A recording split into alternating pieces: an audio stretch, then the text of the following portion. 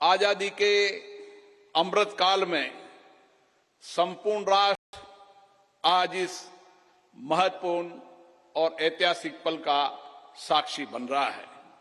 मैं माननीय प्रधानमंत्री जी को साधुवाद देता हूं, जिनके दृढ़ संकल्प और प्रेरक मार्गदर्शन से संसद का यह भवन 2.5 वर्ष से भी कम अवधि में बनकर तैयार हुआ। मैं उन हजारों श्रमिक भाई बहनों को नमन करता हूं, जिनकी निरंतर श्रम साधना और कठिन परिश्रम से ये भागीरथ प्रयास पूरा हुआ। कोविड महामारी के कठिन समय में हमारे श्रमिकों ने अपने कर्तव्यों के प्रति अद्भुत समर्पण दिखाया, जिसके कारण राष्ट्र का ये सामूहिक संकल्प सिद्ध हुआ। जनप्रतिनिधि जनहित और जनता का सेवा के रूप में काम करते हैं। पिछले 7 दशकों से संसद के अंदर हमारे विद्वान नेताओं और सांसदों की उत्कृष्ट चर्चा और संवाद से जनता की समस्याओं का समाधान किया गया और महत्वपूर्ण कानून भी बनाए, जिससे लोगों के सामाजिक आर्थिक जीवन में व्यापक परिवर्तन हुआ। हमारा लोकतंत्र और अधिक सशक्त हुआ। इस अवसर पर मैं उन सब का भी आभार व्यक्त करता हूं। लोकसभा में मेरे पूर्ववर्ती अध्यक्ष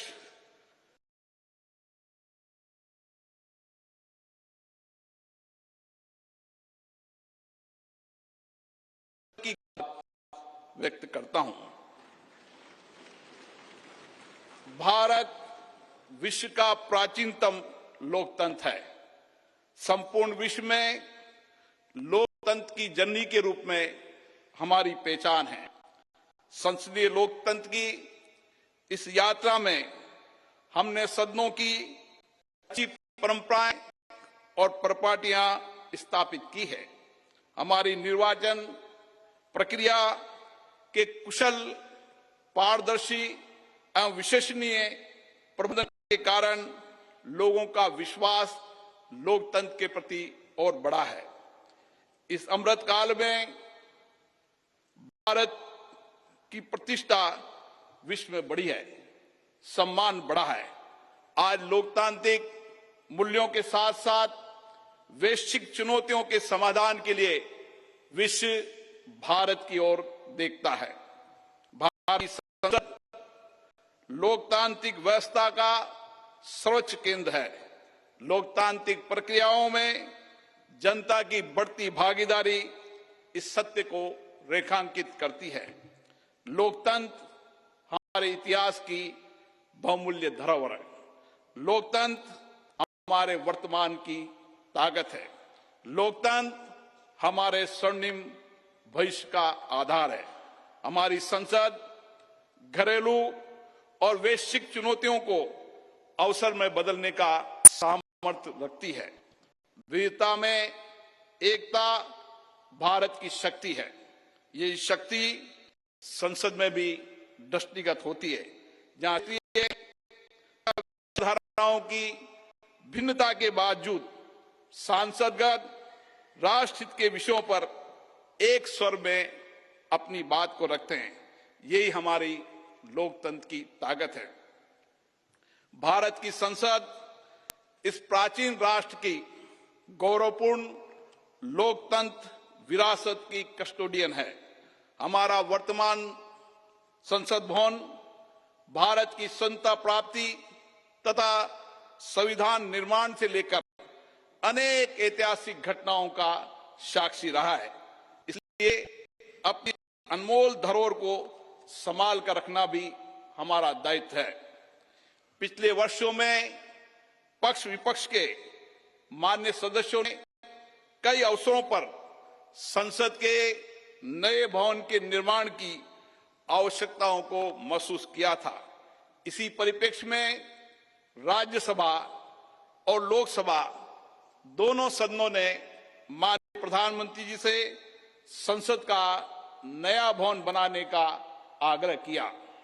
मैं प्रधानमंत्री जी का पुनः आभार व्यक्त करता हूं, जिन्होंने माननीय सदस्यों की भावनाओं का सम्मान करते हुए इस आग्रह को तत्काल स्वीकार किया और इतने कम समय में इसको साकार भी कर दिया।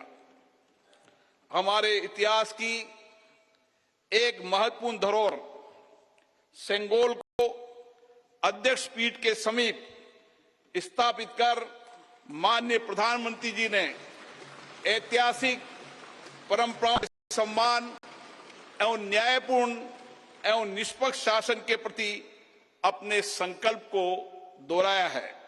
ये नवनिर्मित भवन हमारी समृद्ध संस्कृति, प्राचीन विरासत एवं आधुनिक आकांक्षाओं का अद्भुत संगम है। नए भवन में माननीय सदस्यगण नई तकनीकी प्रौद्योगिकी का उपयोग करके अपनी कार्यकुशलता को बढ़ा पाएंगे। नए वातावरण में नए विचारों का सर्जन होगा, ऐसा मेरा विश्वास है। हमारे नए भवन में ऊर्जा संरक्षण, जल संरक्षण, ग्रीन टेक्नोलॉजी, पर्यावरण अनुकूलता की विशिष्टता का समागम है। यह भवन वास्तुशिल्प व संस्कृति का अद्भुत उदाहरण है। इसमें संपूर्ण भारत की उत्कृष्ट व विविधतापूर्ण विरासत के दर्शन होंगे। इस भवन में प्रत्येक भारतीयों को अपने अपने राज्य की संस्कृति की झलक भी दिखेगी। इसलिए मेरा माननीय सांसद मित्रों से अनुरोध है, हम संसद में जब नए भवन में प्रवेश करें तो नए संकल्प के साथ प्रवेश करें। हम लोकतंत्र की अच्छी परंपराओं को आगे बढ़ाएं। हम संसदीय अनुशासन, मर्यादा और गरिमा के नए मानदंड स्थापित करें, ताकि विश्व की लोकतांत्रिक संस्थाओं के भारत की लोकतांत्रिक संस्था आदर्श बन सके। मुझे पूर्ण विश्वास है, नए वातावरण में हम सब मिलकर अधिक ऊर्जा के साथ रचनात्मक व सकारात्मक चर्चा के माध्यम से एक श्रेष्ठ और विकसित भारत का निर्माण कर सकेंगे। आप सबका पुनः बहुत बहुत अभिनंदन।